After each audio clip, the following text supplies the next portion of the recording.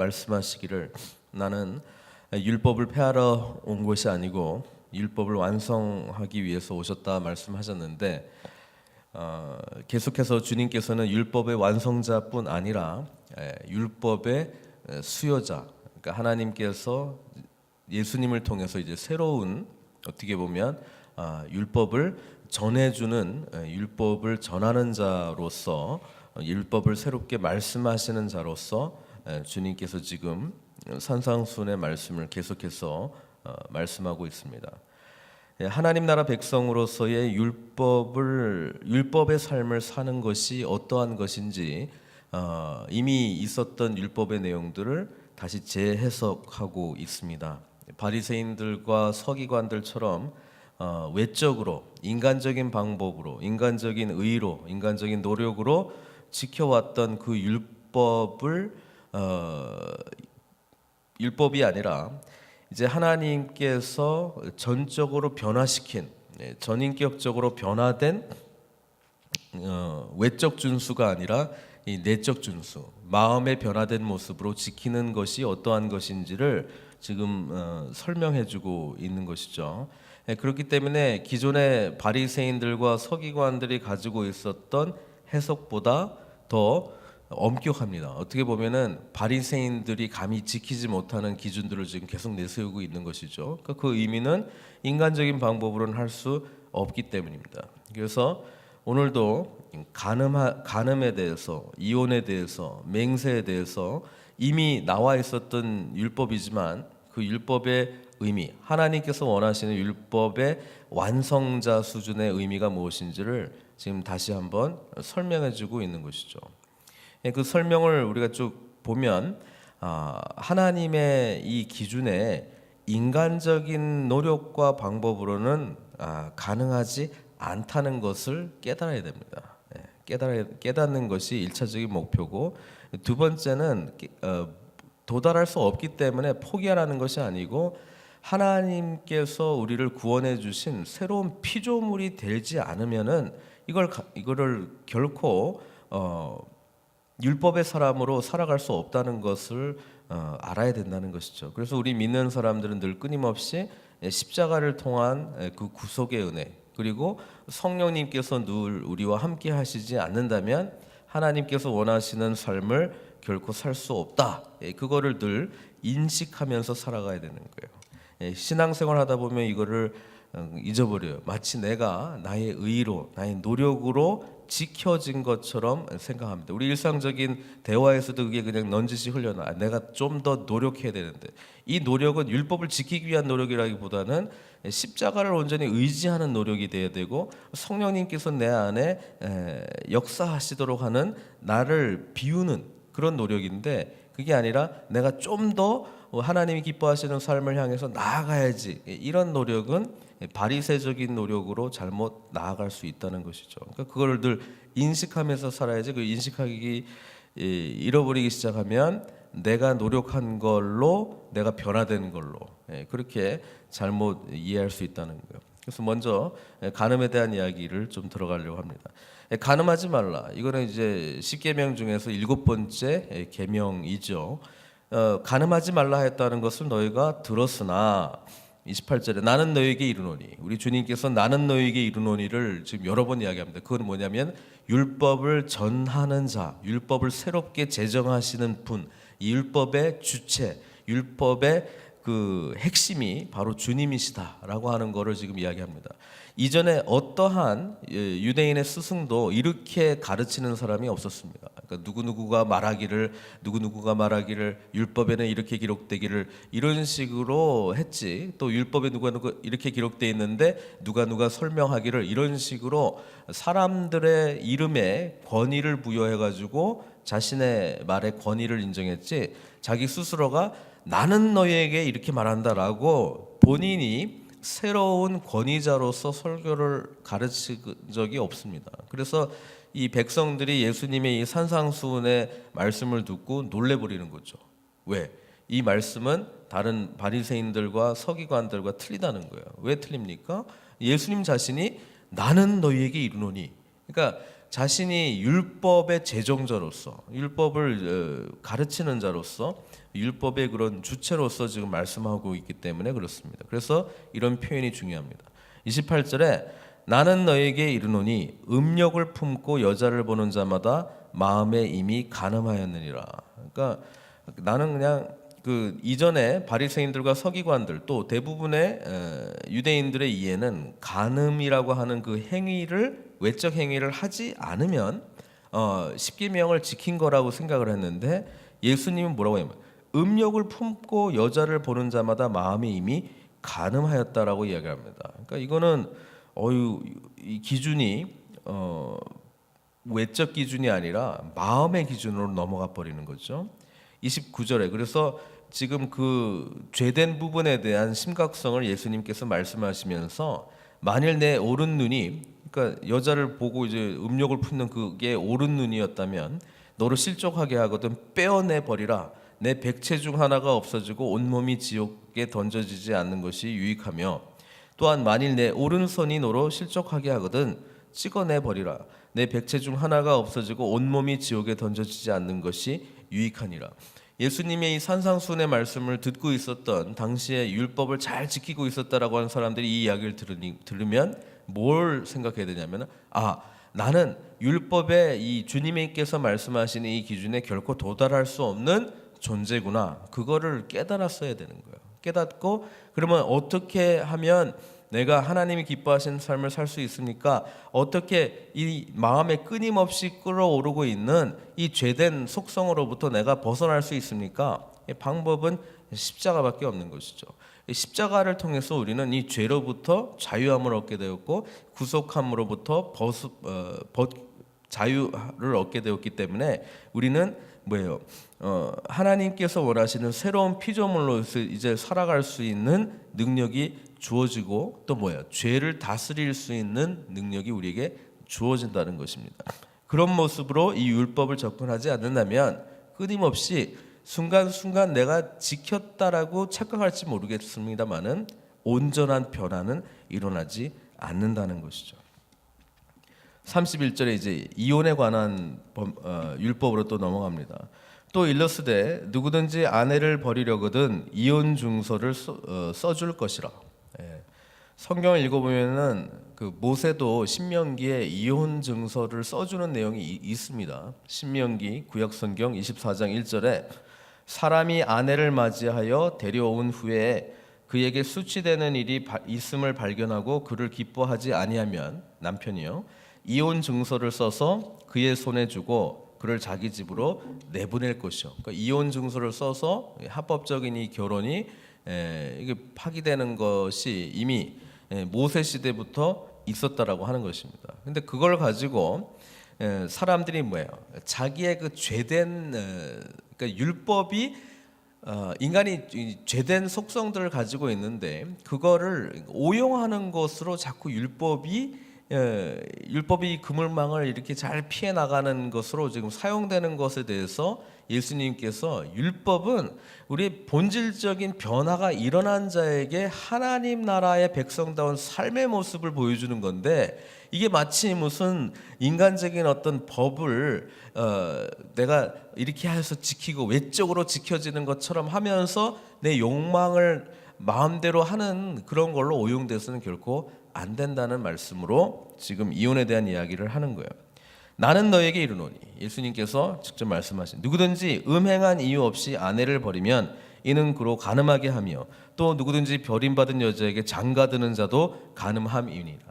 예수님께서 당시에 이런 모습으로 이혼이 이루어지고 있는 것을 본 거예요. 외적인 율법의 잣대로 보면은 하나도 하자가 없는 거예요. 왜냐하면 신명기에 보면은 그에게 수치되는 일이 있음을 발견하면 이렇게 돼 있으니까 나는 이런 게 수치라고 생각한다. 그래서 당신이랑 이혼을 해야 되겠다. 뭐 이렇게 생각하고 사실은 다른 사람한테 음욕을 품고 있는 것을 이루기 위해서 이런 명분을 내세우는 것이지 본질적인 변화로 말미암아 율법을 준수하는 것이 결코 아니었다라고 하는 것입니다. 왜냐하면 에스라 포로 시대 이후에 사실 그 거국적인 이혼이 일어난 때가 있었습니다. 그러니까 왜냐하면 포로기 70년 동안 바벨론으로 이제 끌려가고 뭐 이방 민족의 그런 지배를 받는 동안에 이스라엘 백성들도 거기 삶에 적응을 해야 된단 말이에요. 그러니까 이방 여인들이랑 결혼한 제사장들도 있고 리더들도 있는 거예요. 그러니까 에스라가 이 포로 하나님의 은혜로 다시 이스라엘을 이제 돌아오게 됐는데 그 명단을 쭉 보면은 이방 여인들과 결혼했던 리더들이 쫙 나와요. 그래서 에스라 10장에 보면은 에스라가 어느 날 갑자기 야 니네들 하나님께서 우리에게 다시 은혜를 베풀어 줬는데 이방 여인이나 결혼한 사람 다 이혼해. 그러니까 거국적인 이혼이 어느 날 갑자기 일어나는 일이 발생하고 실제로 그 일이 성경에 지금 기록이 돼 있죠. 그러니까 그 이후로 그것이 오용되기 시작합니다. 어떻게 오용됩니까? 말씀하는 대로 저 사람이 참 마음에 드는데 어떻게 하면 저 사람이랑 같이 살 수 있을까? 어떻게 내 아내로 맞을 수 있을까? 고민하다 보면 이전에 우리는 이런 여러 가지 이유들로 이혼을 할 수 있었는데 이혼이라고 하는 어떤 그 율법에 기록되어 있는 이걸 통해서 자기 욕망을 채우는 걸로 사용을 했지 하나님 앞에 거룩한 삶, 하나님 앞에 영광스러운 삶으로 나아가도록 하는데 사용하지 않았다는 거예요. 그거에 대해서 우리 주님께서 지칭하는 것이죠. 그래서 이혼에 대한 가르침이 마태복음 19장에 또 나오거든요. 19장에 보면은 예수님께서 가시다가 바리새인들이 찾아옵니다. 바리새인들이 찾아와가지고 예수님께 나와 그를 시험하여 이르되 사람이 어떤 이유가 있으면 그 아내를 버리는 것이 옳으니까 이렇게 물어봅니다. 이 어떤 이유가 있어야 아내를 하고 이혼할 수 있습니까? 버리는 것이 옳으니까 이렇게 예수님을 시험하여 물었다는 거예요. 그 말은 뭐냐? 당시에 이혼이라고 하는 것을 이용을 해서 자기 그 욕망들을 채우려고 하는 일들이 비일비재했다는 뜻이거든요. 그러니까 예수님께서 이렇게 이야기합니다. 사람을 지으시니, 그러니까 하나님이 본래 남자와 여자로 지으시고 말씀하시기를 그러므로 사람이 그 부모를 떠나서 아내에게 합하여 그 둘이 한 몸이 될지라. 하나님께서 남자와 여자를 창조하시고 부부로 만들어 주신 이유는 하나 되라고 한 거다. 하나 되라고 한 거지. 하나님 앞에서 한 몸이 되라고 이야기한 거다. 그런데 자꾸 갈라지고 하는 거는 하나님의 뜻이 아니라고 하는 거예요. 그러니까 말씀하심으로 그러므로 사람이 그 부모를 떠나서 아내에게 합하여 그들이 한 몸이 될지니라 하신 것을 읽지 못하였느냐. 그런즉 이제 둘이 아니요 한 몸이니 그러므로 하나님이 짝지어 주신 것을 사람이 나누지 못할지니라 이렇게 이야기했단 말이에요. 그러니까 질문합니다. 그러면 어찌하여 모세는 신명기 24장 1절에 기록되어 있으니까 어찌하여 모세는 이혼 증서를 주어서 버리라 명하였나이까? 모세는 왜 그런 이야기를 했습니까? 모세가 받은 율법은 하나님 주신 건 아닙니까? 그러니까 예수님이 이렇게 말하죠. 모세가 너희 마음의 완악함 때문에 아내 버림을 허락하였거니와 본래는 그렇지 아니하니라. 그러니까 죄된 것들이 우리 인간 안에 있기 때문에 어쩔 수 없이 이혼이라고 하는 증서를 쓰라고 한 것이지 원래 하나님 뜻이 아니라는 거예요. 내가 너에게 말하노니 누구든지 음행한 이유 외에 아내를 버리고 다른 데 장가드는 자는 간음함입니다. 예수님이 또 마태복음 19장에 또 이런 말씀을 하셨단 말이죠. 그러니까 결국은 인간이 율법 아래에서 결코 이 죄인된 모습이 변화되지 않고 이게 온전히 치유되지 않고서는 아무리 좋은 율법이 있어도 꿈틀거리는 이 욕망을 채우기 위해서 어쨌든 간에 자기 구미에 맞추도록 이걸 오용할 거라고 하는 이야기를 하고 있는 거예요. 세 번째 오늘 본문에 나오는 게 맹세되는 건데요. 맹세도 33절에 보니까 옛사람에게 말한 바, 그러니까 이미 모세를 통해서 주어진 율법은 헛 맹세하지 말고 내 맹세한 것을 주께 지키라 말씀했다는 거예요. 이게 레위기 19장 12절에 기록되어 있고 민수기 30장 12절에 기록이 되어 있어요. 헛된 맹세하지 말고 또 맹세한 것 있으면 반드시 지켜야 된다. 그런 게 이미 구약에 기록되어 있는데 우리 주님께서 말씀하십니다. 34절에 나는 너에게 이르노니 도무지 맹세하지 말지니 하늘로도 하지 말라 이는 하나님의 보좌이며 땅으로도 하지 말라 이는 하나님의 발등상이며 예루살렘으로도 하지 말라 이는 큰 임금의 성이며 내 머리로도 하지 말라 이는 내가 한터럭도 희고 검게 할 수 없습니다. 왜 율법에 맹세하지 할 수 있는 거 나와 있거든요. 맹세해도 된다고, 서약해도 된다고. 근데 왜 예수님이 하지 말라니까? 이것도 오용된 게 너무 많아서 그래요. 예, 대표적인 오용이 이거죠. 예수님께서 이런 이야기를 했습니다. 하나님이 이르시되 내 부모를 공경하라. 이게 이제 십계명에 있잖아요. 그런데 사람들이 이렇게 한다는 거예요.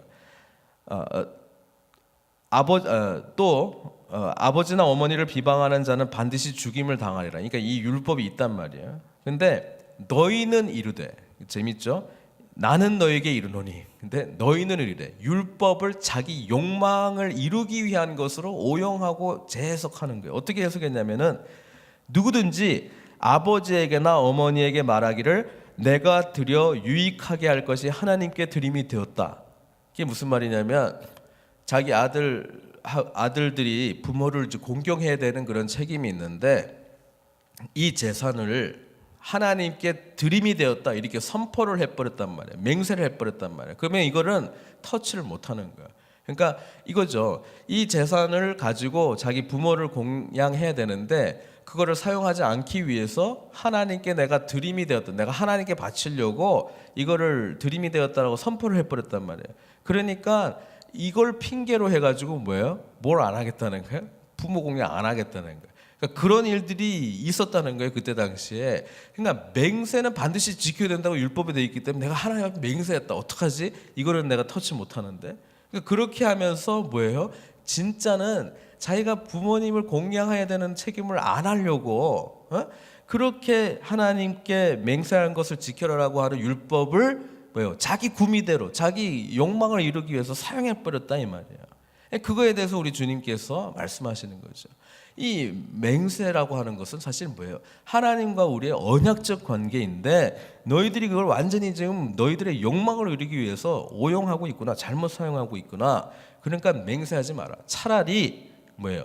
변화된 사람의 진실된 모습은 너희들이 맹세한 대로 살아갈 수도 없는 존재이기 때문에 나는 이렇게 해야지 맹세한 대로 결코 살아갈 수 있는 존재가 아니기 때문에 그냥 37절에 오직 너희 말은 옳다 옳다 아니라 아니라 이렇게만 이야기하고 그 말에 대한 신실한 삶으로 살아가는 게 하나님이 기뻐하시는 모습이다. 이런 이야기를 하죠. 이 똑같은 이야기가 야고보서 5장 12절에도 나와 있습니다. 내 형제들아 무엇보다도 맹세하지 말지니 하늘로나 땅으로나 아무 다른 것으로도 맹세하지 말고 오직 너희가 그렇다고 생각하는 것은 그렇다 하고 아니라고 생각하는 것은 아니라 하여 정죄받음을 면하라. 우리는 오늘 이 말씀 속에서 하나님의 말씀을 변화된 인간이 받지 않고 변화된 인간이 순종하지 않는다면 얼마든지 오해하고 악용하고 자기 욕망을 이루는 것으로 사용할 수 있다는 거예요. 교회 봉사 핑계 대면서 자기가 감당해야 될 가정 돌보지 않는 거라든가 자기의 욕망을 이루기 위해서 이 교회의 어떤 종교적인 어떤 행위들을 통해서 복 달라고 하는 거라든가 여러 가지 우리 비일비재합니다. 이것은 하나님의 말씀 앞에 진정한 그 율법, 우리를 살리는 율법, 우리를 위한 율법, 우리에게 정말 복을 주신 진정한 복을 주시는 그 율법의 의미를 깨닫지 못하고 말씀 앞에 온전히 반응하지 못한 덜 변화된 하나님의 은혜를 경험하지 못한 사람이 말씀 받을 때 나오는 상황들이라고 하는 것입니다. 주님은 그것을 지금 낱낱이 깊이 지적하면서 철저하게 우리는 율법 앞에 나아갈 수 없습니다. 하나님 앞에 나아갈 수 없습니다라는 걸 빨리 깨닫고 그렇기 때문에 이 죄의 문제를 다루시는 십자가의 은혜를 온전히 붙들고 뭐예요? 변화된 삶으로 성령님 인도하시는 삶으로 살아가기 시작할 때 율법의 완성자로 오신 주님의 기준에 맞는 그 참된 천국 백성의 제자다운 삶을 향해서 우리가 나아갈 수 있다는 것이 이 산상수훈의 계속적인 요지입니다. 특별히 오늘 말씀하고 있는 이 간음하는 문제라든지 뭐 이혼의 문제라든지 또 맹세의 문제라든지 우리에게 주시는 이 여러 가지 율법의 요구들 앞에 정말 주님 십자가의 은혜 없이는 내가 결코 나아갈 수 없습니다. 이 고백으로 오늘도 승리함으로, 이 승리는 주님 주신 승리고 십자가의 승리죠. 이 승리함으로 함께 나아가시는 저와 여러분들 되시기를 주님의 이름으로 축원드립니다. 기도하시겠습니다.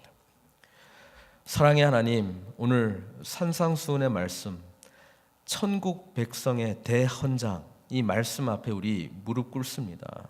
아버지 하나님, 무릎 꿇으면서 우리 속에 있는 죄된 모습들을 발견하게 됩니다. 결코 우리의 의로는 하나님께서 원하시는 그 의로움을 이룰 수 없습니다.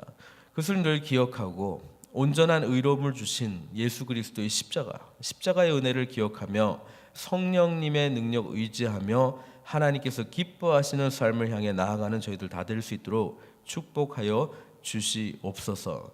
율법을 완전함을 우리는 결코 이룰 수 없다는 것, 하나님 아버지 순간순간 잊어버릴 때가 너무나도 많습니다. 그래서 마치 우리의 노력으로, 우리의 결심으로 조금씩 변화된 것이 하나님 앞에 기쁨 받는 그런 삶의 모습으로 인정되고 있는 그런 착각 속에 들 때도 있습니다. 늘 하나님의 인도하심 속에 주님께서 주시는 성령님의 능력으로 말미암아 변화된 우리의 삶이 진정 참된 변화라고 하는 것을 깨닫고 주님께서 기뻐하시는 삶의 모습을 향해서 함께 나아가는 저희들 다 될 수 있도록 인도하여 주시옵소서. 말씀 앞에 승리하는 저희들의 모습이 되기를 주님 앞에 모든 걸 내려놓사오니 십자가의 거룩한 능력 붙들고 나아갈 때에 함께하여 주시옵소서. 감사드리옵고 예수님의 귀하신 이름으로 기도드리옵나이다.